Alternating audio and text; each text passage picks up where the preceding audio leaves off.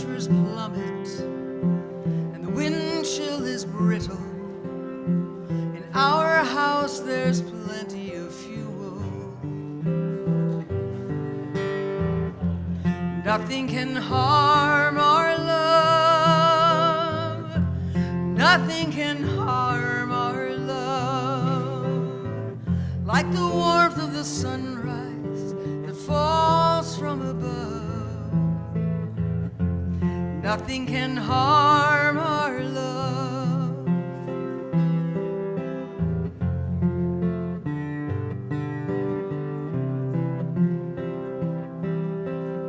The world news is bleak and the apathy bleaker. And there's a promise of peace called war. And though the numbers keep climbing, there's no end in sight. In our house, we don't keep score. Nothing can harm our love. Nothing can harm our love. Like the prayer for compassion that falls from above. Nothing can harm our love.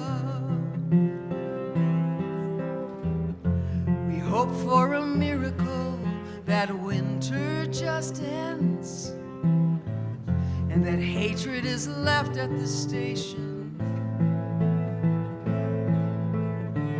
Though we can't stop that train by pulling a cord, at least it shows determination. The night throws a blanket over all the earth's ills for the comfort and rest that's required. And with sleep comes repair, the body renewed. But these days the world seems so tired. Nothing can harm our love. Nothing can harm our love. Like moonlight on water that falls from above. Nothing can harm our love. Like a prayer for compassion that falls from above. Nothing can harm our love.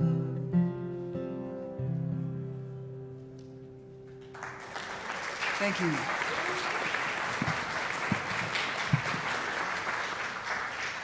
Trent Fury joining us this morning. So delighted to have you with us, Trent.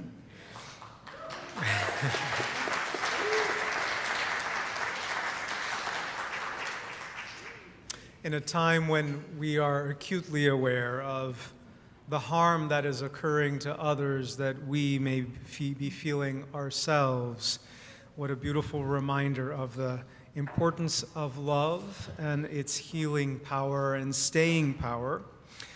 I want to invite us to stay in that little bit of energy of holding that love together as community and join together in singing it out of our teal hymnal, hymn number 1002, Comfort Me. If you'd rise in body or spirit, we're going to sing 3 verses of Comfort Me. We're going to sing comfort, then sing, and then comfort again.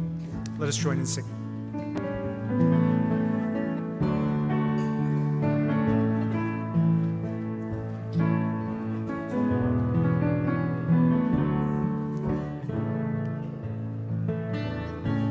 Comfort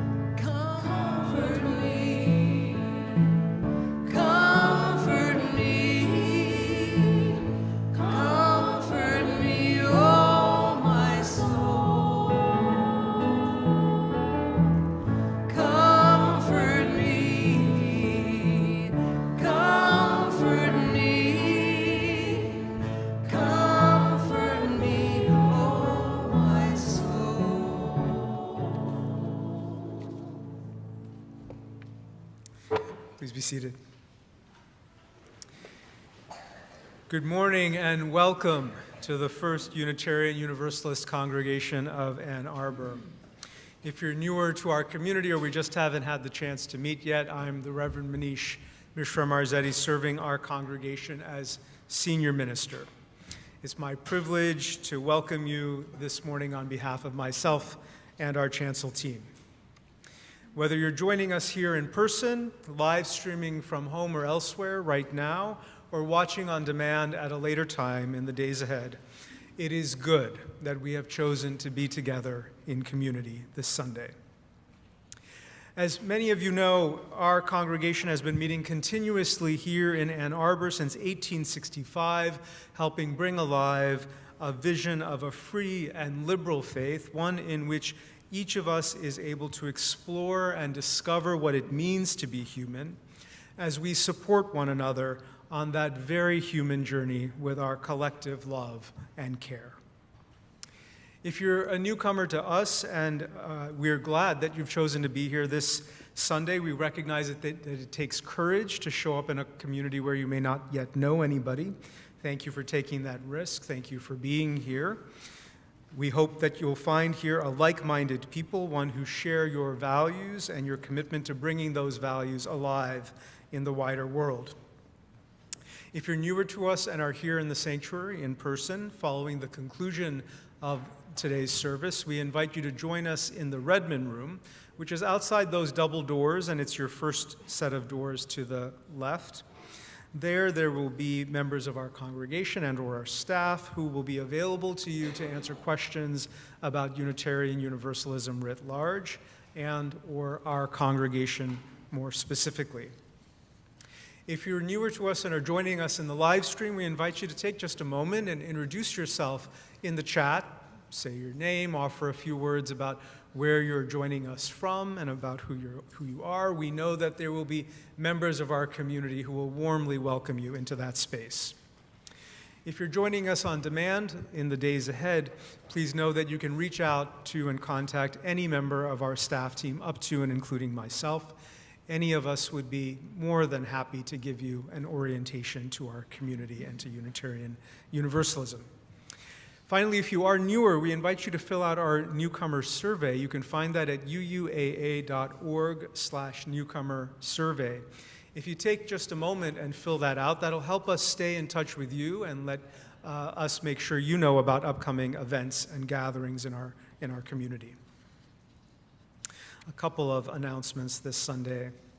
This upcoming Friday, October 24th, we are indeed in the Halloween season of the year, and Friday Fun Night this upcoming Friday, October 24th, we'll be celebrating and honoring Halloween. If you don't know what Friday Fun Night is, it is a monthly intergenerational night of the community where all ages in our community, from babies up to our elders, all come together to share a meal and some fun together. This Friday night will include a pizza dinner starting at 5:30, and it'll include a haunted house organized by our high school youth group known as Young Religious UUs, YRUU. It's an annual thing that our teens do for our younger members of our community. It's a lot of fun. You don't want to miss it. Please join us this Friday night. And I want to take just a moment to invite our president of our congregation, Kate Hutchins, into our pulpit. If you would you join me in warmly welcoming Kate Hutchins, our president.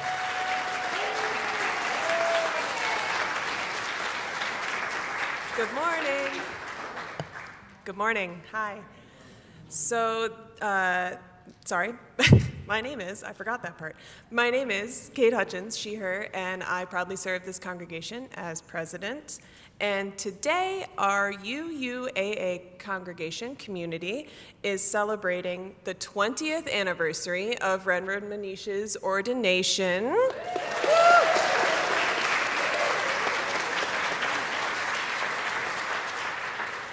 We hope for those of you who are in the building that you can join us after the service in the social hall to honor and celebrate this occasion.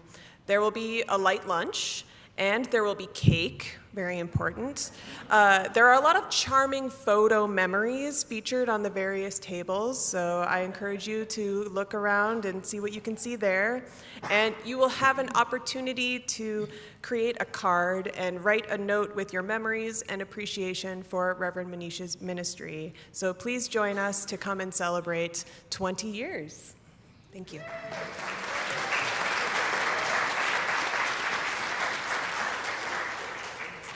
Thank you, Kate.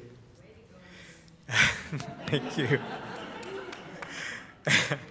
Well, as I now start and into this 21st year of congregational ministry, of ordained ministry, this Sunday, we're in the month of Halloween, so we're focusing on the topic of evil. So many of us out on the streets yesterday in Ann Arbor, Ypsilanti, Detroit, and beyond. Over 7 million, I understand, in more than 2,500 cities, visibly demonstrating against harm that is occurring in our nation, taking a stand against what some may call evil. We're also in this Halloween season, which invites us to pay attention to the idea of evil. It's a month during which we watch horror movies and we tell scary stories. We remember the presence of things that scare us. We even honor the presence of monsters and magical things by becoming them ourselves, by dressing up for Halloween.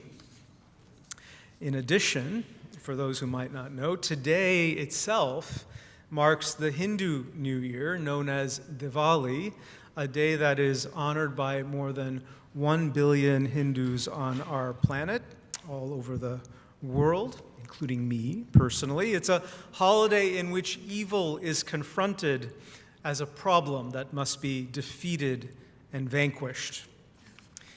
We humans have so many possible relationships and connections to scary things, things that may even be evil. As our time together deepens this morning, I invite you to reflect on what your own personal relationship to evil might be. What is evil for you? What should our human response to it be? Holding these eons-old, very human questions, we are gathered for worship.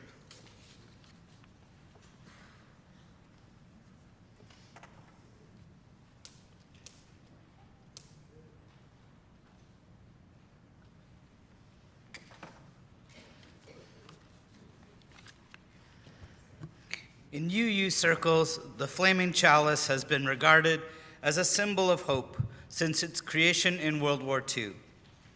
In windows and door frames, the chalice burned as a symbol of resistance to fascism, to hatred, to evil.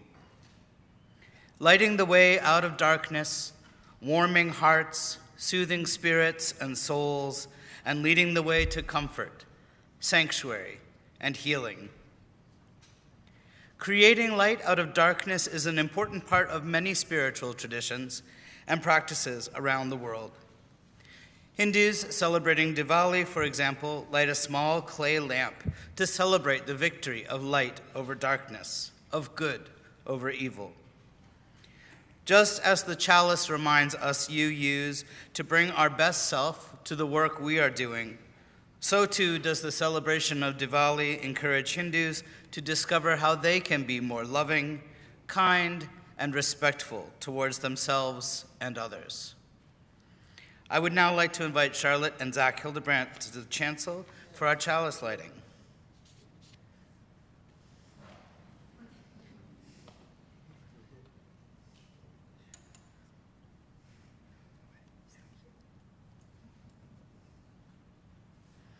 As we prepare to light the chalice here in the sanctuary, I encourage those of you joining us online to make ready your chalice. And as we light the chalice here today, let us think on the ways we can bring more compassion to ourselves and to others. Please join me in saying these familiar chalice lighting words. We light this chalice for the light of truth. We light this chalice for the warmth of love. We light this chalice for the energy of action. We light this chalice for the harmony of peace. Thank you, Zach. Thank you, Charlotte.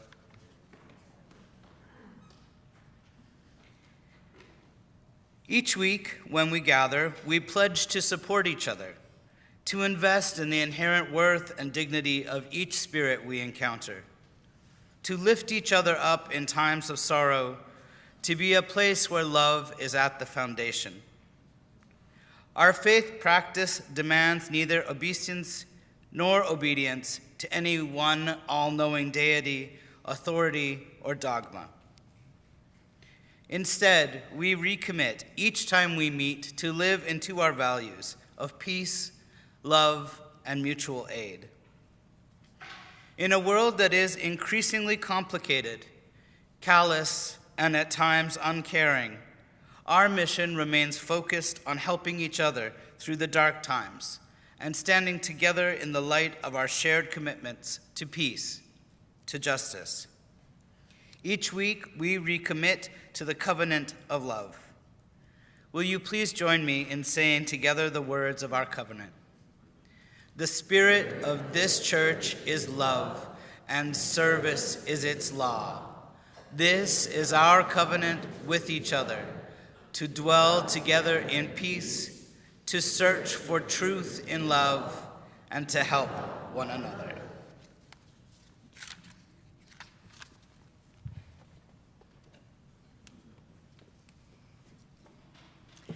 My sister Sherry is 12 years older than I am, and I have always adored her. We grew up in Minneapolis, but when I was 6 years old and she was 18, she moved to Chicago. A long-distance phone call, back in the day when it cost money, and a long-distance drive away. But she would come home for Christmas. My brother and I would kneel on the couch and we'd rest our arms on the windowsill, look out the snowy window to see when Sherry's car would make its way down the hill and turn the corner and park right in front of our home. We were so excited to have our sister with us again. And when we saw her car, we screamed around the house, "Sherry's home, Sherry's home!" And we aggravated the dog, "Sherry's home, Sherry's home!" You know how you do that with a dog to get a guy yipping around? So we had Nikki the dog barking, and we're squealing, and Mom and Dad are rushing around. And then when Sherry walked in, well, quite the greeting. Later on, we'd settle on the couch, and we'd turn off the lights, and we'd curl up together and admire our lighted, decorated Christmas tree. It was the first of many wonderful visit reunions we enjoyed over the years. Our story for all ages this morning, on the eve of Diwali, celebrates the connection between a girl named Dia and her beloved grandmother, a connection so deep that it can travel across the world. I'm going to need your help. I would like everyone, when I go like this, you're going to say, Dia was ready. Ready? Okay, when I go like this, Dia was ready. There we go. I think we're ready. Confident. Dia was ready. The Light Within You by Namita Mulani Mehra, illustrated by Kamala Nair. Dia was ready. She was going to visit her grandma in India for Diwali, the Festival of Lights. Dia hadn't seen Nani in a long time, not since they moved from India. Nani was her best friend in the whole world. Why did she have to live so far away? Dia had done the math. It was 7,850 miles to get to India, a 24-hour journey, one whole day. After 2 cars, 2 planes, and a rickshaw ride, they were finally here at Nani's. Dia saw a flash of gold, and then, ding, ding, ding, Nani emerged, waving a prayer bell. Welcome home. Here with Nani, everything everything felt warm, familiar, and comforting. Dia wished she could stay here forever. You know, when things are tough on the outside, it helps to brighten your light on the inside, Nani said. Dia looked surprised. There's a light inside me? We all have an inner light, Dia. When you believe in yourself, your light shines bright and darkness fades away. When the sun sank low, Nani led Dia outside. And now, light of my life, you have the most important job of the day. Dia was ready. Together with Nani, Dia carefully lit little Diwali lamps. Shining diyas, just like my Dia, Nani said. Hundreds of diyas lit up the night. Friends, family, and food filled Nani's garden. Fireworks fizzed in the late evening sky. Dia, you and I are like these sparklers, Nani said as their sparklers touched. We share a special connection and light each other up. Dia felt her inner light brighten. It was the kind of night where everything felt right. But soon, the laughter-filled evening ended with 100 goodbyes. And just like that, Diwali was over. An unsettling silence sneaked up on Dia. Soon she would have to say goodbye to Nani and this place that felt like home. Dia felt her light dim. Nani sat with Dia. Even on this moonless night, the diyas bring light into our world and show us the way. Diwali is more than a festival, Nani said. It's the light within you. Your inner light is your special spark. It will bring you joy and brighten the world around you, too. Nani had saved one last gift for Dia, a box of diyas. Diyas for my Dia, Nani said, hugging her tight. Bravely spread love and light wherever you go in the world. Dia glowed. Dia was ready.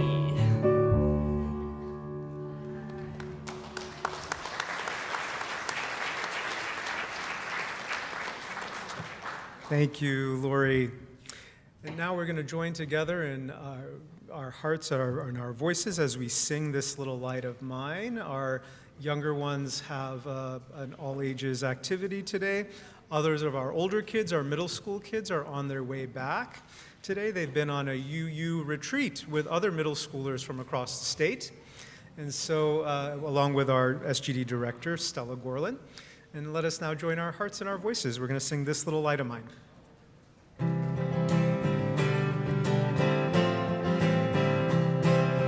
This little light of mine, I'm gonna let it shine. This little light of mine, I'm gonna let it shine.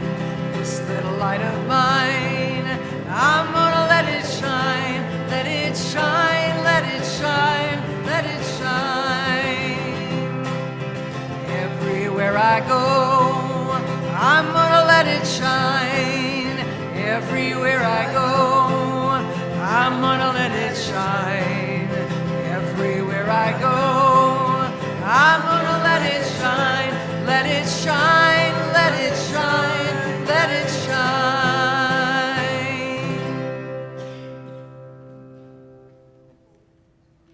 Hello. We are the Hildebrand family. We've been part of UUAA for about 15 years. Actually, since 2012, so that's 13 years. It's true.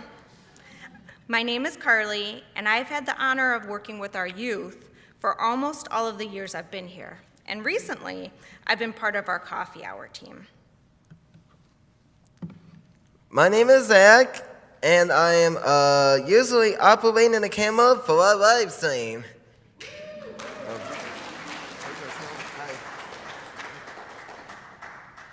I'm Charlotte, and I volunteer with our K-12 students for spiritual growth and development in the creative room. And we both clean up coffee hour.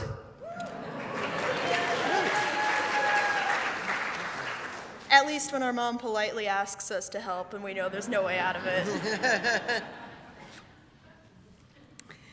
We first came to this congregation because I was searching for somewhere my children would learn about the spiritual traditions of the world, to respect all kinds of people, to revere nature, to work for justice. I didn't want anyone to tell them what to think or what to say.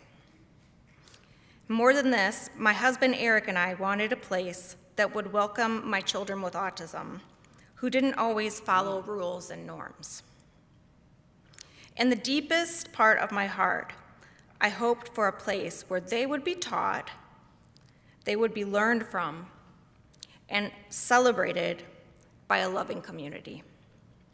A community that really tries to live its values every single day.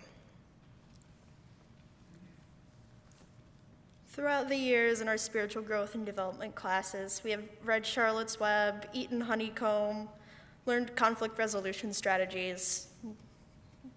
Oh yeah.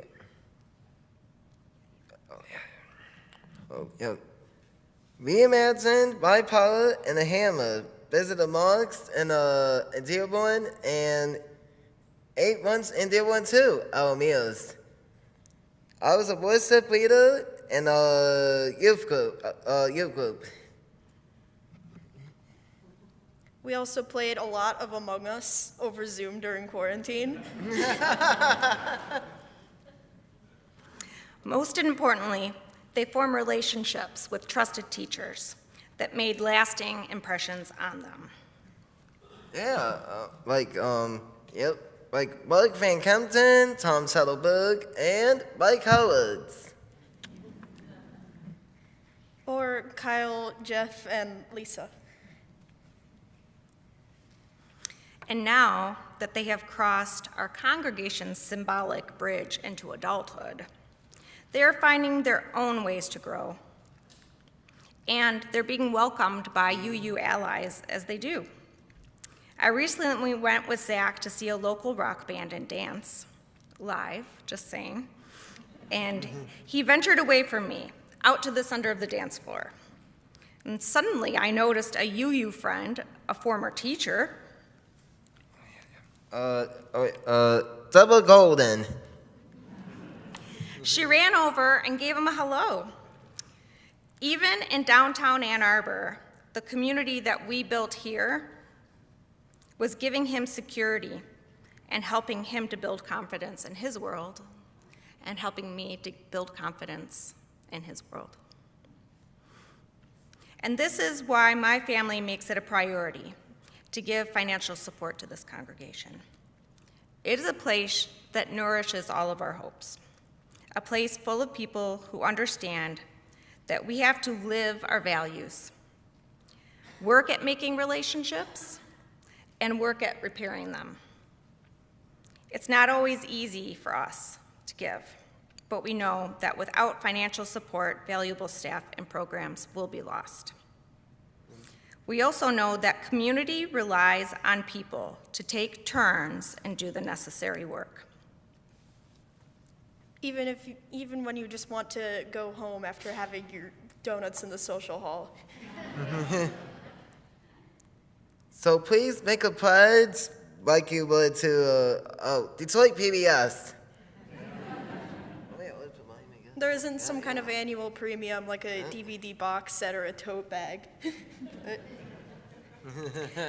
But it might be the support that helps you or your family to grow. Thank you.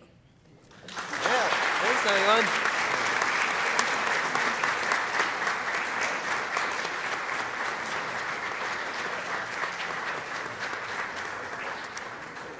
Thank you, Carly, Zach, Charlotte, for sharing so beautifully why our focus on inclusion and belonging matters so deeply for those who are here and those who aren't here, those who are yet to discover us.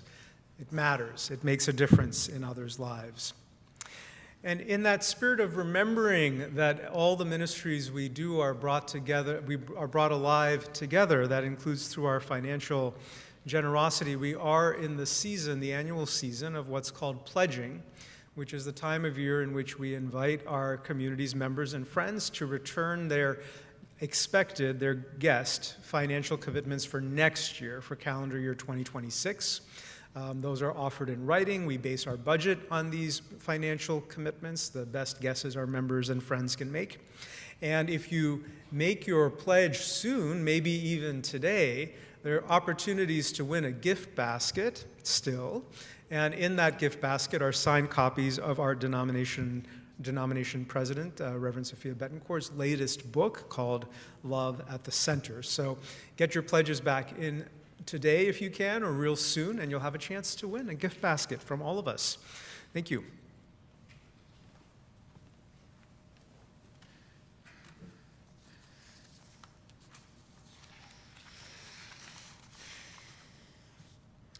An adage oft repeated from the chancel is that we can do so much more together as a community than we can as just one person. Each week when we gather here, online and in person, we recommit to helping each other. We recommit to service in support of our community. From the SGD programs we create, to the musical offerings we present, to the OWL programming, YRUU programs, and numerous other social and environmentally justice-focused groups, we lend our support in a myriad of ways. Today, I will ask you to once again offer your support by means of a financial contribution, which will be collected to continue the work of UUAA and everything we do here to support each other and the local community. There are many ways you can donate today, from the tried and true method of cash or check in the offering basket, to the digital option of texting UUAA to 73256, or going to uuaa.org/giving. No matter how you connect with us, your support is much needed and will be put to work immediately for our congregation and our community at large. For those of you joining us for the first time, as a visitor, a friend, or a potential future congregant, please feel free to let the basket pass you by, knowing that your presence here is a gift that we truly treasure immensely. I would now like to invite the ushers to begin circulating, as today's offering will gladly be given and gratefully received.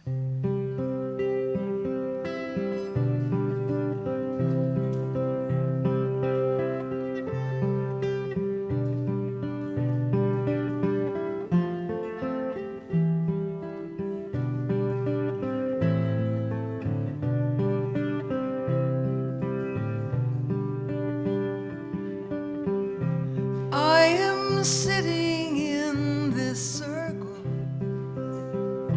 with my humble guides, surrounded by the ones I love, protected on all sides, breathing out and breathing in, and holding all that's fine.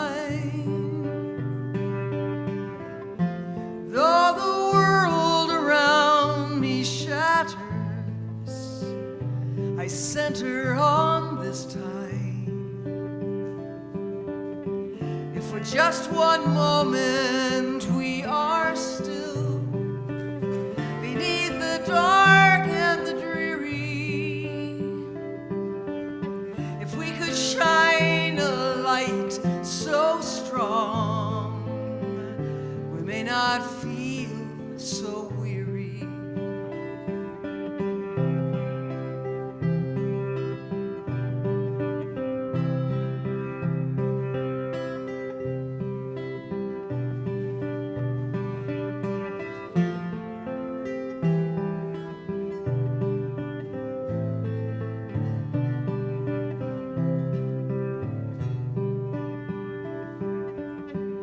For just one moment we are still beneath the dark and the dreary.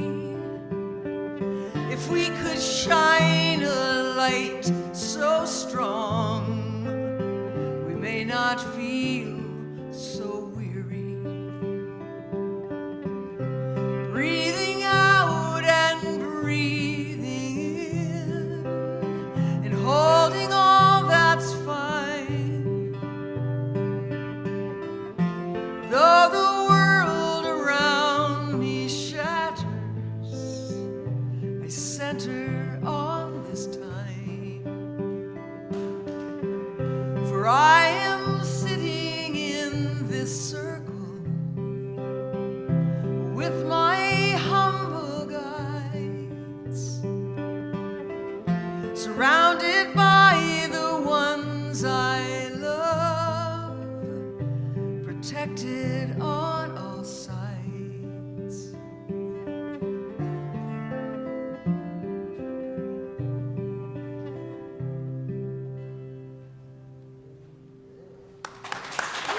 Thank you.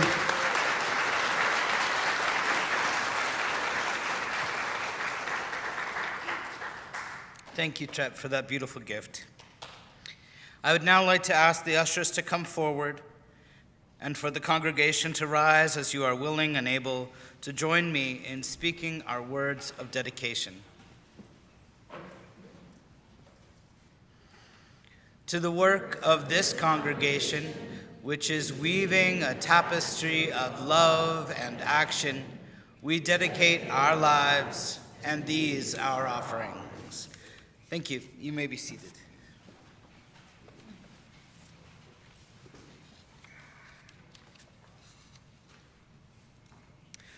We had a chance to hear through the story that Lori shared with us a little bit of the cultural aspects of the celebration of Diwali, which, if we were in India right now or other parts of the planet where there are significant populations of Hindus, there would be fireworks. There would be the lighting of tea lights at dusk or at night.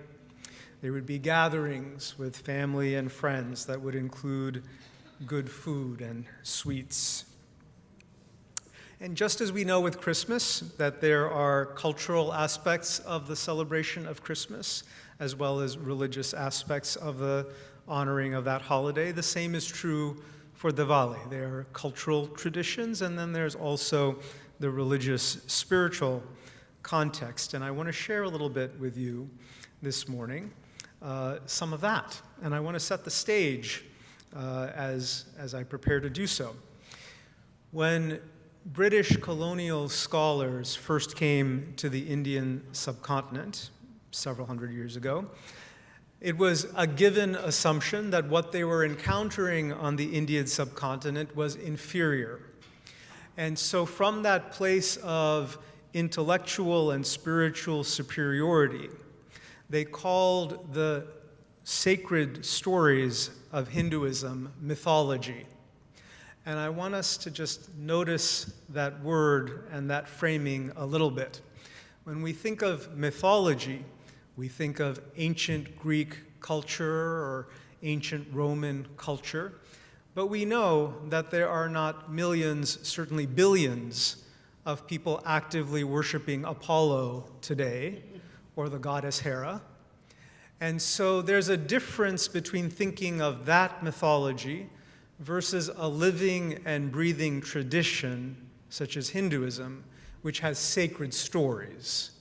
And so I'd invite us to use that framing as we hear a little bit about this, that these are scriptural stories or sacred stories that are active in a living and breathing faith tradition. And the story that frames Diwali is an important one for the global context. It's the story known as the Ramayana. And it is well known not only in South Asia, but throughout Southeast Asia. In Indonesia, if you've ever heard of this art form called shadow puppets are used to tell the story of the Ramayana.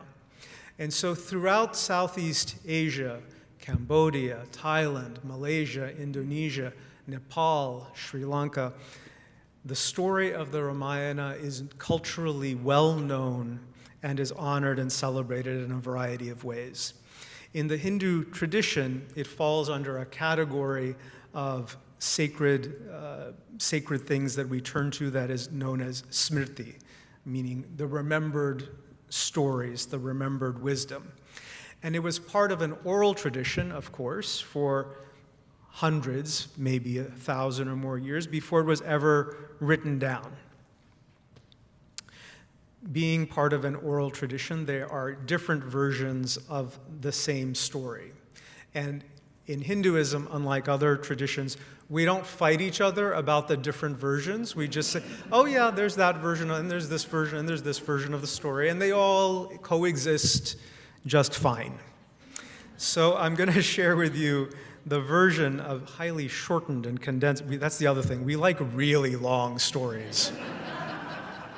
I'm going to share with you a highly shortened version. That's the version I grew up with. And I'm going to draw on illustrations from a book by Sanjay Patel. He's an animator for Pixar, and he put the story of the Ramayana into an animated book called The Divine Loophole. And now, to first introduce you to the story, I should introduce you to the main characters, the protagonists. These are the good guys, the heroes of the story. And you get in the center of this illustration the figure Sita. Sita is a princess. Next to her with the bow and arrow is Ram, a prince. And with the sword is Ram's brother, Lakshman. Ram was in line to become king of a kingdom known as Ayodhya. For a variety of reasons, he is exiled away from his kingdom. He's sent away, him and his wife. And his brother, for good measure, for moral support, decides to accompany them. And the three set off to live for 14 years in exile in the forest. Now, the other main character in the Ramayana is a villain. And the villain his name is Ravana. Ravana is the demon king of Sri Lanka. He has his own kingdom. And he's been granted several boons, several benefits. And in Hinduism, you can get these boons from the gods by engaging in deep prayer and making sacrifices and this kind of thing. And among the boons that he gains, he asked for and was granted invincibility. He cannot be harmed or killed by gods, by demons, by animals, or by humans. And he's granted another boon. He can't be killed during the day or night. And yet a third boon. He has the power of what in Hinduism is called Maya, the power of illusion. He's able to change forms and create illusions. Ravana is known as being a greedy, vindictive, desire-filled, lustful character.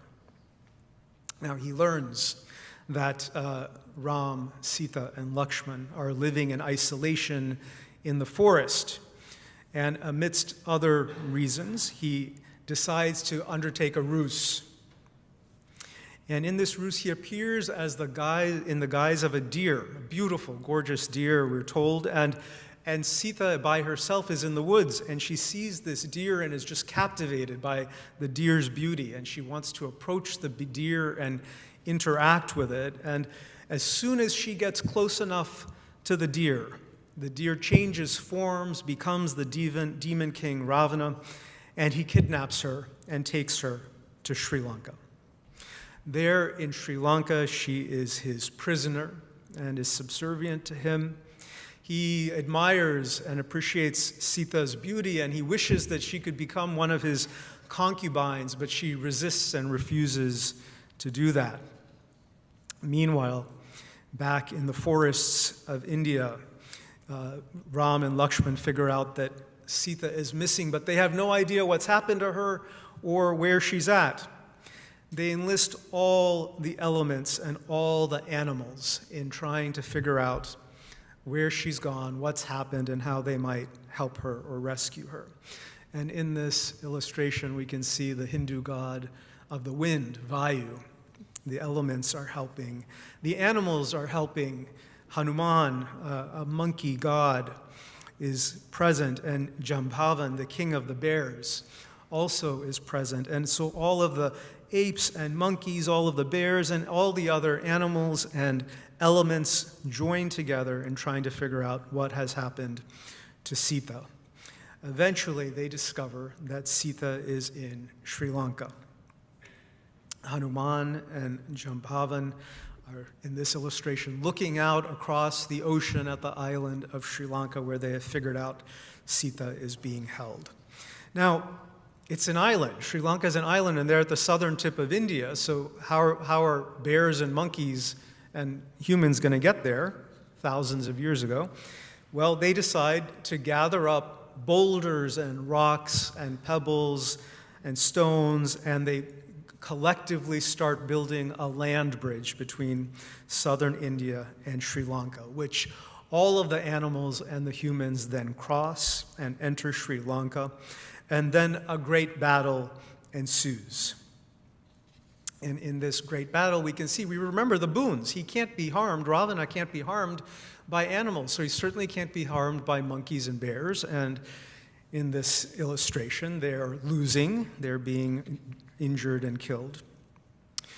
And it becomes clear that it's up to our protagonist, it's up to Ram to defeat the evil demon Ravana. And this is the cover illustration from the book The Divine Loophole by Sanjay Patel. And so finally, in the critical battle, Ram and Ravana square off in battle. But we remember these boons, so how is Ram to defeat the demon Ravana? Well, in Hinduism, we have a concept that is, the word now exists in English as well. It's borrowed from Hinduism, avatar. It means an incarnation of or an embodiment of. And in Hinduism, there are several gods that are avatars of Vishnu. They are incarnations or embodiments of the god Vishnu. So Ram is one of these avatars. He is an incarnation of the god Vishnu. As such, he's both a god and a human. He's not one or the other. And Ram waits until dusk, which is neither day nor night. It's both. It's in between. And at dusk, at the time that is in between day and night, by the person who is both divine and human, he's able to find the divine loopholes and vanquish and defeat the demon Ravana. Victorious, Ram's 14-year exile is ended, and Ram and Sita and Lakshman return home to their kingdom of Ayodhya.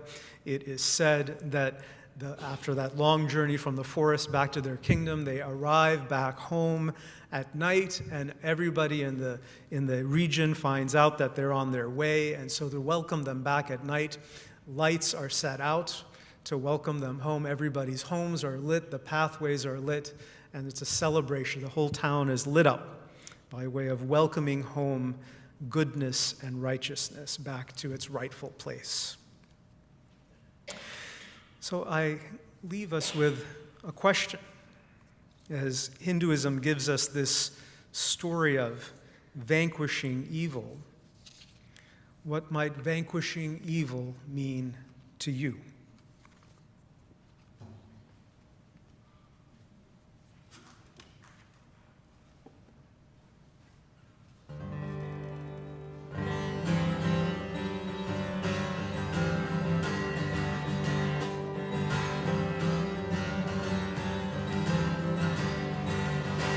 How many people, how many lives, how many times humanity dies?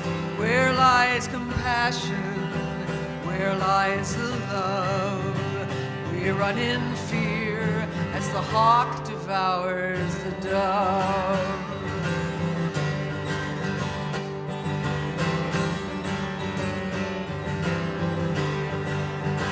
Nothing prepares us, nothing we've seen.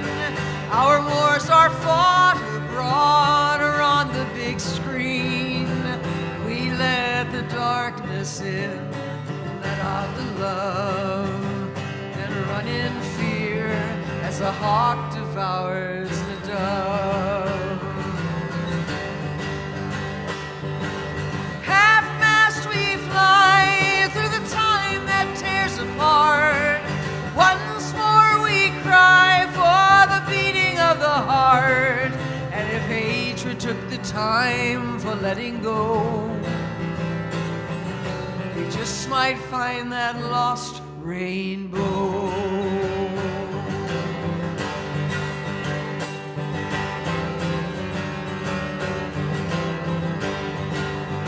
So many families, so many lost. We fight these senseless wars at any cost. We pay the most, though, for the loss of love, and run in fear as the hawk devours the dove. Half-mast we fly through the time that tears apart. Once more we cry for the beating of the heart. And if hatred took the time for letting go, we just might find that lost rainbow.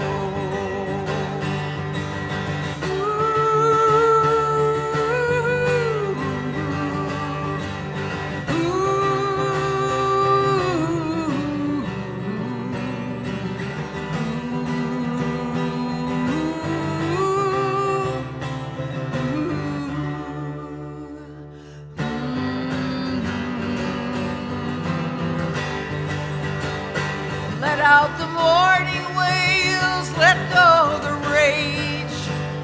The only way to win is to turn the page and find a million ways of showing love, and run no more till the hawk becomes the dove. Half-mast we fly through the time that tears apart. Once more we cry for the beating of the heart. And if hatred took the time for letting go, we just might find that lost rainbow. And if hatred took the time for letting go, we just might find that lost rainbow.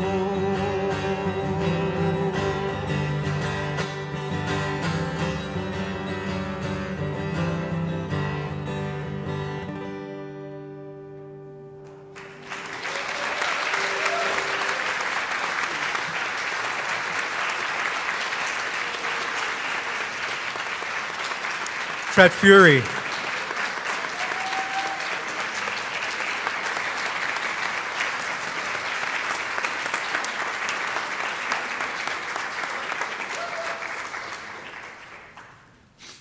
Thank you for being with us here today, especially today, Tret. If hatred took the time to let go, we just might find that lost rainbow. That yearning for the lost rainbow, it's something that reverberates deeply in my heart, for sure, probably yours too. That longing for something good and beautiful in a time characterized by war, eroding democracy, climate devastation, and so much more. How do we turn the tide? Can goodness prevail? Goodness prevailing relies upon the triumph of good over that which is bad or harmful or even evil.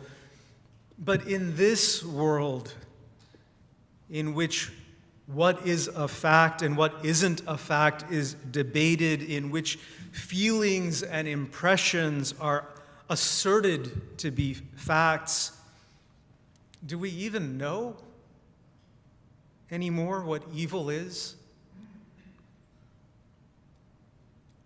The major world religions answer this question, but what about ours?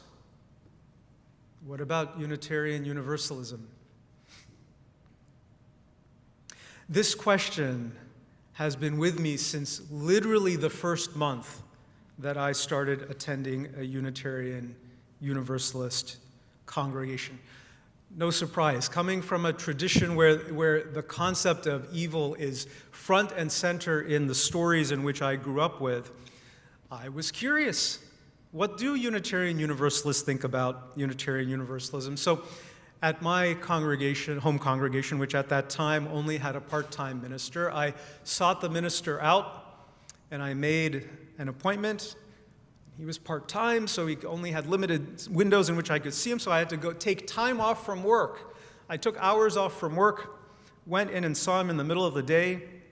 My first ever meeting one-on-one with a Unitarian Universalist minister, and I had only one question, and I said, I want to know what Unitarian Universalists understand and believe about evil. And he said to me, well, why is that an important question to you? Okay, yeah, I mean, fair. Bad things happen in the world, and people do bad things. So what do Unitarian Universalists believe about evil? Well, what do you believe about evil? This went on and on. It was a very dissatisfying first meeting with a Unitarian Universalist minister. Of course, I eventually figured out that, I'm a newbie. He's trying to be super clear with me that my journey and what answers I come to matter far more than any answers he could just hand me on a plate. Fine, but I really just wanted to know. Soon thereafter, a couple of years thereafter, I'm in seminary, and I took many of my Unitarian Universalist classes with the former president of our national association, who some of you have met. He visited us here in my first year here in Ann Arbor, Reverend John Burens, former President John Burens, and he taught classes like Unitarian Universalist history and Unitarian Universalist theology. I'm pretty sure that this occurred in our Unitarian Universalist theology coursework. I was and still am a huge fan of the Unitarian Universalist transcendentalists, Ralph Waldo Emerson, Henry David Thoreau, Margaret Fuller, and John knew my love of the transcendentalists. And in some moment, no doubt, I was gushing about something transcendentalist related. And John, looked at me and he said, well, this is one of the shortcomings of our tradition, and the transcendentalists reflect this. We are a highly positivistic, optimistic tradition, and that tends to be where we focus our energies. So how lovely that, that the transcendentalists focus on just go inward on your own, you don't need anybody else even, and look for beauty and wisdom inside you, and then find that and follow the light that's in you. And but what about the shadow side of life and of being human? And he said to me, we Unitarian Universalists have an underdeveloped sense of this. We have an underdeveloped sense of the shadow nature of humanity, of being human. We have an underdeveloped sense of evil. Now, in the world of theology, this is an entire field.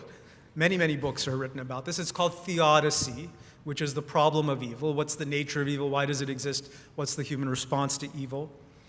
And John was pointing out to me that Unitarian Universalism has an underdeveloped sense of theodicy. So John encouraged me to get clearer about what this aspect of human existence meant to me. He, too, did not give me an answer. But hope springs eternal, and I was at a comedy show this week. The comedian John Mulaney was in Detroit. Some of you may know him. I'm a fan. And I learned while at John Mulaney's comedy show this past week that he's a huge fan of horror movies, as am I. We share this in common. I have something in common with John Mulaney. And he's watched all of them, he says, all the haunting movies and the possession movies, Exorcist, Poltergeist, Rosemary's Baby, all of them. He's seen all of them, as have I. And he says that at the end of these movies, there's one thing that is guaranteed, it's given. You can count on it. You're gonna need a Catholic priest. Not a Buddhist monk, not an Episcopalian, a Catholic priest, always. And he's right. If you've seen any of these movies, it's always a Catholic priest at the end. I kind of feel left out. Doesn't anybody want a Unitarian Universalist at an exorcism? The power of love compels you.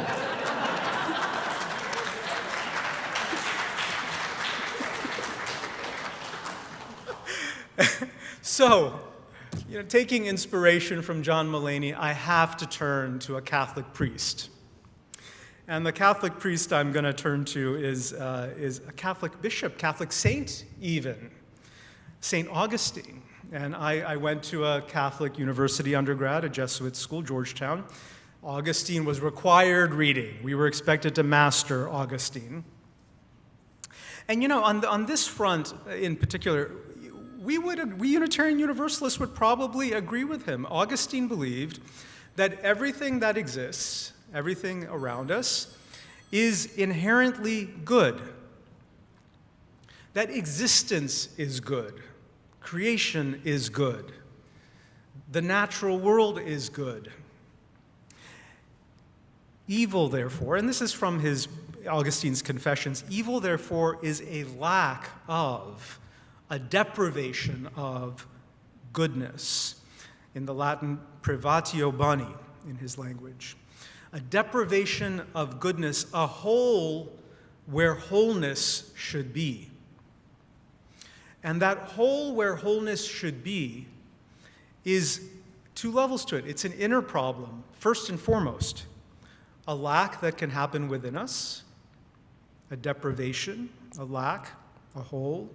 But when that becomes collectivized, when it's happening for a lot of us, it becomes a societal problem. It becomes something that is lacking or missing at the level of culture or society that we need to rediscover or find together. This deprivation, privatio boni, this deprivation of the good leads to distorted thinking. And it distorts, in particular, our sense of what truly matters. Now, I want to return to the Ramayana for a second because this similar-ish ideas expressed earlier than Augustine, but in a different way. Think of that demon king character, Ravana. He represents, if you will, one can view it this way, a psychic fragmentation. Taking parts of the human persona and externalizing them, you get the embodiment of greed, desire, lust, thirst for power, thirst for control, given free and unlimited reign such that it's even given a kingdom to rule and govern over. And in a very George Lucas Star Wars kind of way, the person who has been humbled, who has humbled beginnings, who has no kingdom, has to try and restore balance or harmony, has to sublimate or vanquish those harmful human tendencies in the form of Ravana, Hinduism's very own Darth Vader. The scriptural story from the Ramayana speaks to an inner story that plays out regularly in each and every one of our lives. We know this. We know this intimately well. Who are we when anger shows up, when frustration shows up, or when we're feeling envy or covetousness or desire and lust, or that thirst for control, the thirst for power? These are innate human tendencies that arise in us our whole life. The only thing is we learn at a really young age that these are socially unacceptable impulses. And because they are socially unacceptable impulses, we learn to tightly control these emotions when they show up. We sure as heck don't want other people to know that we're feeling these things. That doesn't mean they're not there. All of these possibilities exist in us all of our lives. And all we need is that intense moment of somebody painfully disappointing us. And on the inside, the 3-year-old toddler wants to appear. We want to roll on our back, kick our legs up in the air, shout and scream, start tossing things against the wall, breaking things, and we want the other person to hurt as bad as we do. Better yet, they should hurt worse. We just learn to control all of that. That doesn't mean it doesn't exist. The potential for good and for bad exists within each and every one of us, our whole lives. And so in Hinduism, we have a yearly reminder that evil, that the shadow impulses are always present. And when we're not adequately working with those shadow impulses, they can get collectivized. The shadow becomes the tableau, it becomes the backdrop for our human living. What Augustine called a deprivation of goodness starts to characterize culture and society. Now, if deprivation leads to distorted thinking, we must look at what causes deprivation and causes distortion. In Augustine's view and in the Catholic view, this is a very straightforward and simple answer. It's disconnection. In that tradition, disconnection from God, from the holy or the sacred. But let's take that to a Unitarian Universalist understanding. And so for me, as one Unitarian Universalist, disconnection would be disconnection from remembering that I must care for more than just myself. That the actualization of my wants, my needs, my desires, my wishes is not the paramount thing in all of existence. Because when we start to believe that and assert ourselves in the world as if that is the most important thing, that I get my wants, my needs, my desires met, we are disconnecting ourselves. Truly from ourselves, because love and compassion is innate. And we have put need and want above love and compassion. But the moment we do that, we are also creating a barrier in our relationships with others. It is a disconnection from others. It's a disconnection also from higher calling, from that which we can call, and that the Transcendentalists called, transcendent. Beauty, love, joy, goodness, what Aristotle called virtue. All of those are higher callings that we also disconnect ourselves from the moment we lose ourselves in me, mine, and what am I getting out of this. The opposite of disconnection is connection, pure and simple. And that includes connection with the best that resides within each and every one of us, and that is where the Transcendentalists were 110% true and right. There is goodness, there is love, there is virtue, there is wisdom inside each and every one of us. We have to remember that that has to remain paramount over some of these other impulses. When we reconnect with that, from that grounding, we connect with other human beings in a deeper, fuller, richer, more meaningful way. This sense of connection being the answer resonates with me. And notice the arc of the story from the Ramayana, it mirrors this. The story starts with a disconnection. Ram, Sita, Lakshman, they are exiled. They are riven from the community and sent off by themselves to go live in the forest. During that exile, while they are riven, that is when tragedy and suffering occurs. And in the end, when it is reconciled, when they return back, that is when the reign of goodness begins. When connection is restored, that is when goodness can prevail, goodness can reign. All the people are back together again. Isn't this truly the lost rainbow that our hearts yearn for? A restoration of connection with our neighbors, with those who think differently than us, with those whose needs in life and experiences in life are different than our own. Isn't that what comprises a rainbow? Today marks the start of a new spiritual year in the Hindu calendar. And as that new year starts, I want to say, don't give up on chasing that rainbow. We know what feeding the beast of fear, of anger, of resentment, of frustration, of self-focus and self-aggrandizement, we know what it does. It shackles us. It imprisons us in cycles of suffering and misery. As we bump up ourselves against others, cycling in our unmet wants and needs and desires, pushing others and them reacting against us, the suffering expands and continues. The other path, the path of turning to connection, over and over again, even when we can't see the difference that it's making, that's the path to freedom.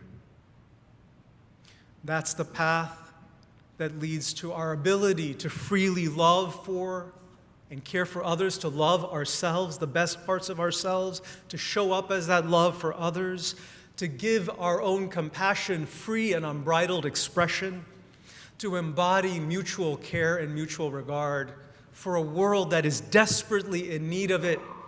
That is the freedom that we need, that our hearts need, and that the world around us needs. So come on, beloveds, I invite you, let's get free and stay free together.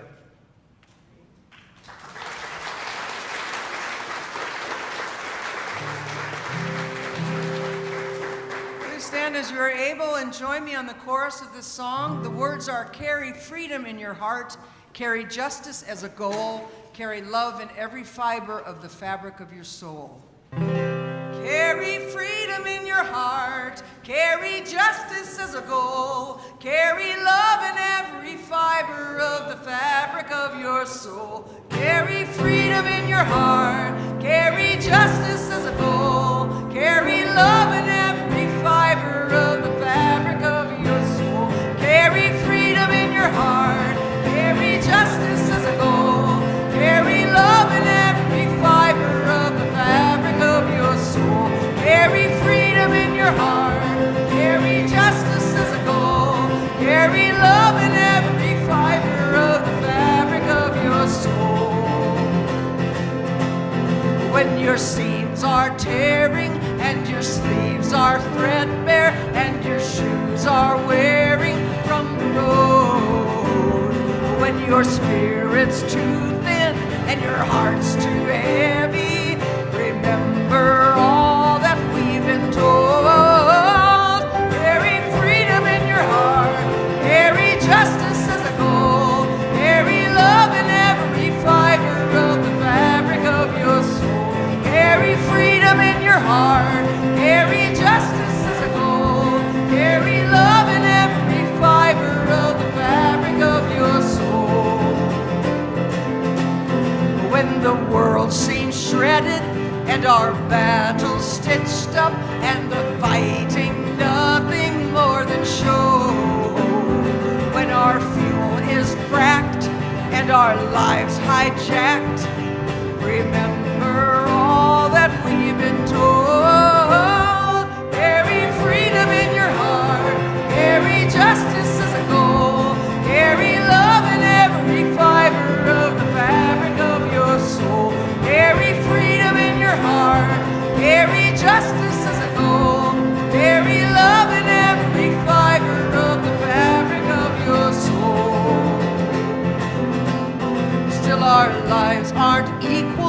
just another sequel to a tragic tale that we've been sold. If I can't get buried, or I can't be buried by the one I've pledged forevermore, carry freedom in your heart, carry justice as a goal, carry love in every fiber of the fabric of your soul. Carry freedom in your heart, carry justice as a goal, carry love in every fiber of the fabric of your soul. Carry freedom in your heart, carry justice as a goal, carry love in every fiber of the fabric of your soul. Carry freedom in your heart, carry justice as a goal, carry love in every fiber of the fabric of your soul. Carry freedom in your heart, carry justice as a goal, carry love in every fiber of the fabric of your soul.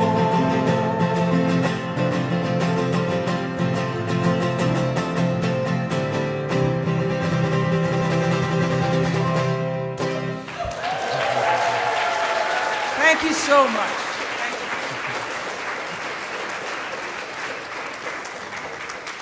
Beloveds, as we head out into this new week, and as later today Hindus all around the globe celebrate Diwali, I offer to you the Hindu greeting on this day, which is Diwali Mubarak, Happy Diwali, Happy New Year. And I invite you, in this week ahead, to not lose this sense of connection and this sense of love that we find whenever we are together here in community like this. It is the very ground of healing that each of us needs in our hearts, in our souls, that yearning for deeper connection with ourselves and with others. It is what the world needs for the healing that is needed in the wider world around us. So go forth and listen and notice what you hear around you, the things that are disconnects and the voices of disconnection, and leaving those aside, noticing those for what they are. Pay attention to where you hear connection, where it's possible, where you can show up as connection in a world that desperately needs it. May you go forth and be that love that we yearn for. Go in love and peace. Amen.